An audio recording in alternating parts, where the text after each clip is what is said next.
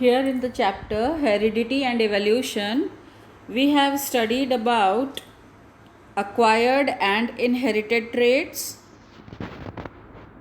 the definitions and the examples.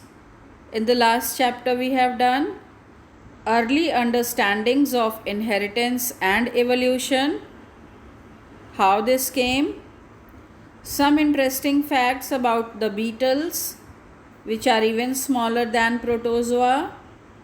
Coming to the Mendel and his experiments, here we got to know that certain characteristics are passed from the parents to the offsprings without any variation.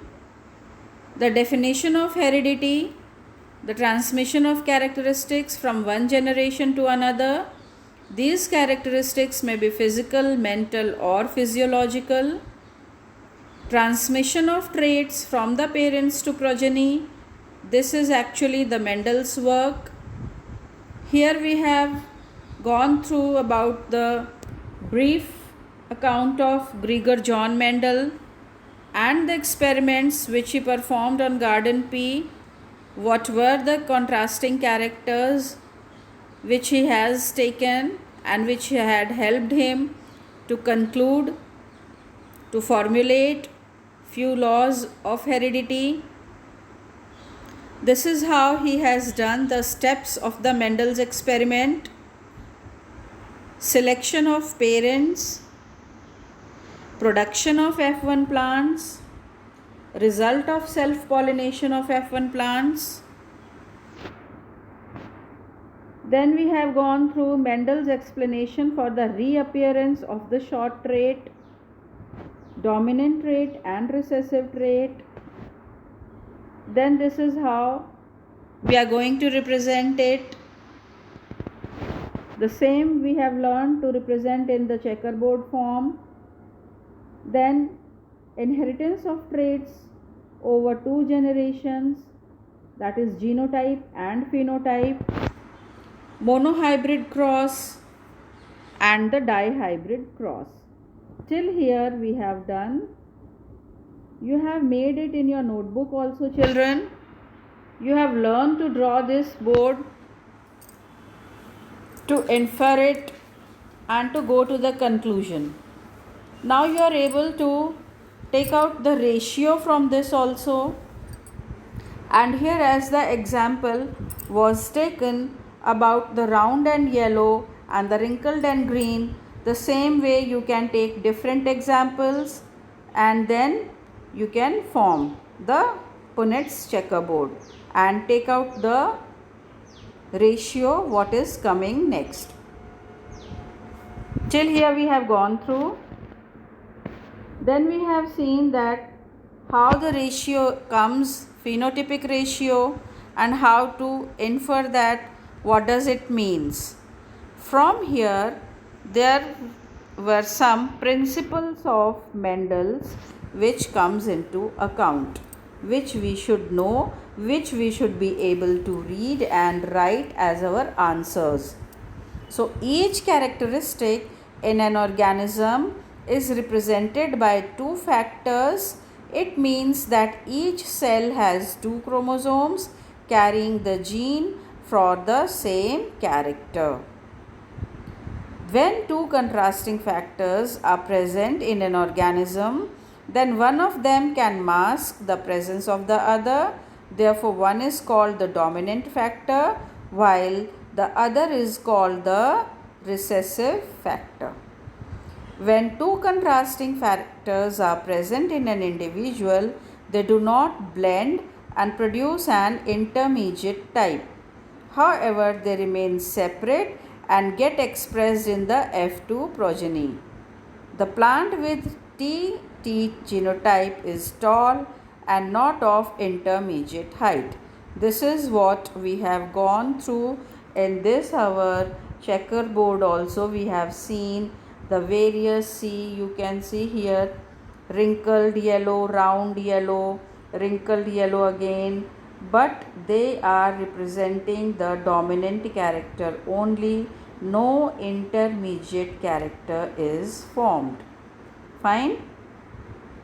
Now from here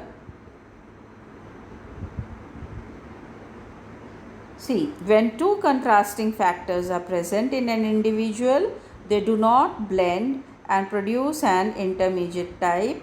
However, they remain separate and get expressed in the F2 progeny. The plant with capital T small t genotype is tall and not of intermediate height. When more than two factors are involved, these are independently inherited. Okay, now coming to the Mendel's laws of inheritance.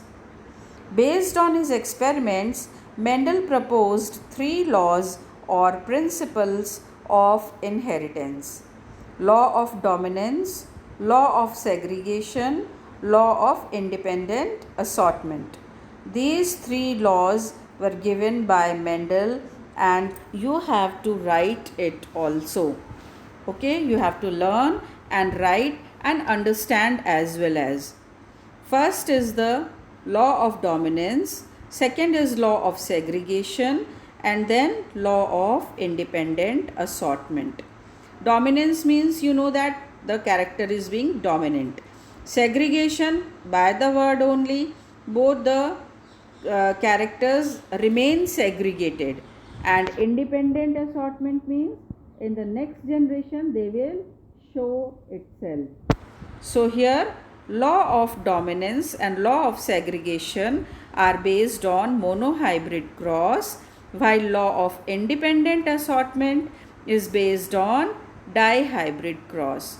Why the third one is on dihybrid? Because here we were seeing that in F2 generation the dwarf plant were also able to express it. The recessive gene in homozygous condition was able to express itself. So this law, the third law is based on the dihybrid cross. Law of dominance. According to this law, characters are controlled by discrete units called factors, which occur in pairs with one member of the pair dominating over the other in a dissimilar pair. Okay, so here one is dominating and the other one is the dissimilar one over it. This law explains expression of only one of the parental character in F1 generation and expression of both in F2 generation. Law of segregation now. What he inferred from his experiments?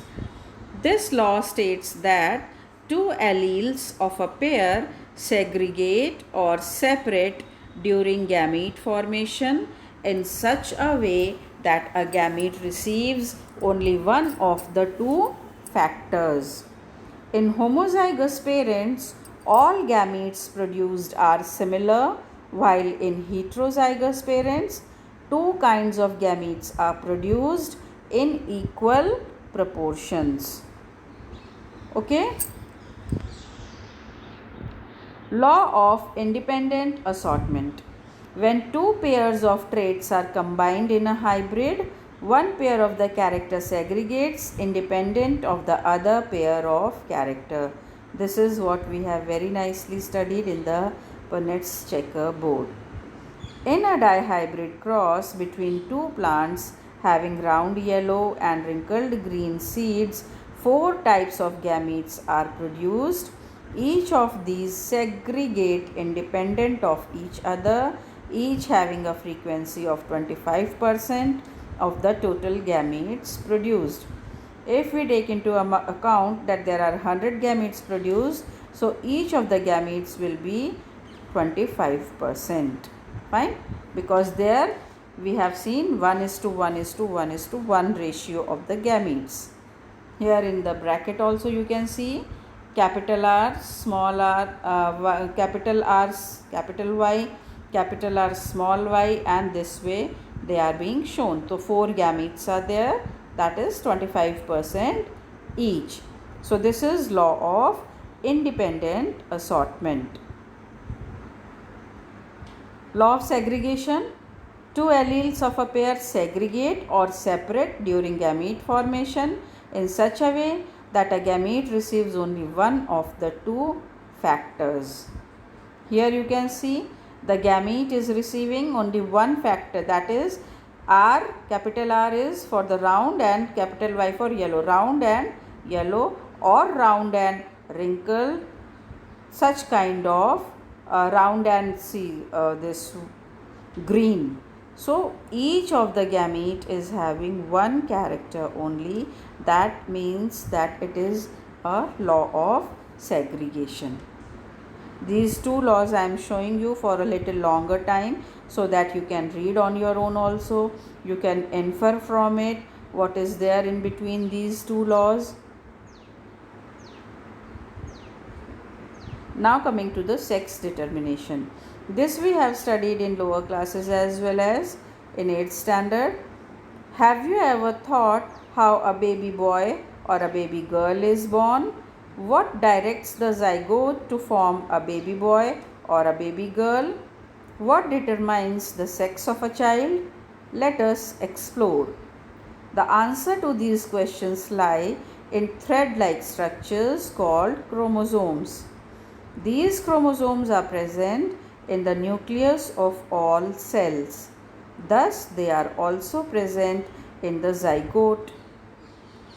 They carry the instruction for determining the sex of the baby. So, it is that thread-like structure where the sex of the baby is determined. Fine. So, how many chromosomes do humans have? Children, every organism, whether plant or animal, they have the fixed number of chromosomes. It is fixed that such plant will have that much number of chromosome, or any animal, insect, bird or humans, the number of chromosome is fixed. So here in case of the humans, it is 23 pairs of chromosome. All human beings have 23 pairs of chromosomes, out of which 2 chromosomes are sex chromosomes. These sex chromosomes are responsible for determining the sex of a child. Let us study how sex is determined in human beings. See, this we have made the arrow diagrams for this in the notebook. From there you can infer that how this XX and XY chromosomes combine, and then whether a boy, baby boy or a baby girl is formed. Hence, the sex of a child is dependent on the father, as the sperm containing X or Y chromosome decides whether the child will be a male or female. Now, environmental factors, non-genetic sex determination. These are some examples, or you can say exception to your syllabus. Okay, but these are the examples in the nature where some of the environmental factors are also determining the sex. In some animals such as turtles, lizards, crocodiles and a few snakes, the sex of the progeny depends upon the incubation temperature of the eggs. See here, it is not on the chromosomes, whereas in the human beings, though the number of chromosomes in every individual organism is fixed, okay, in every organism is fixed, but here what I am saying, in human it is the 23rd pair of chromosome which is responsible for sex determination, whereas there are some examples where environmental factors are determining the sex of that organism. So there are, here in front of you are the examples where the incubation temperature of the eggs are determining that whether it is going to be a male or a female organism. For example, in certain turtles, the eggs hatch to produce male and female organisms when incubated at low and high temperatures respectively. Another type of sex determination is some snails can change their sex. Snails start development as males and later change their sex to females. Okay? Absence of sex determination system Earthworms are hermaphrodites. They do not have separate sexes as male and female. See, another word for hermaphrodite is bisexual. As we have studied, hibiscus flower is the bisexual flower. Likewise, here it is earthworm, which is hermaphrodite. That means it is having male and female sex organs both. They are not having the separate sexes. Some interesting facts. Do you know that in birds, males have same sex chromosomes ZZ and females have different sex chromosome ZW? This system of sex determination is reversed compared to the system found in humans. In fruit fly Drosophila, sex chromosomes are not present. Sex is determined by the ratio of the number of X chromosomes to autosome. As the ratio is, such is going to be the sex of the Drosophila, that is the fruit fly. So next is evolution is not in our syllabus, but a little bit of its introduction I will give you here. Factors leading to evolution. To understand variations, let us look at an example of horses by going back to prehistoric times. Earlier ancestors of horses were small in size, about the size of a pony. They had to constantly face the threat of predators. However, a small group of these horses were swift runners, which helped them escape their predators. Since they were able to escape predation, they survived and passed on their genes to the next generation. Hence, these variant fast runners were selected, which evolved to give rise to the present day tall, long-legged modern horses. So here children, our chapter ends, heredity and evolution. Evolution is not in our syllabus this year. So read the chapter from the book, complete the in-text question, exercise and prepare yourself for the test.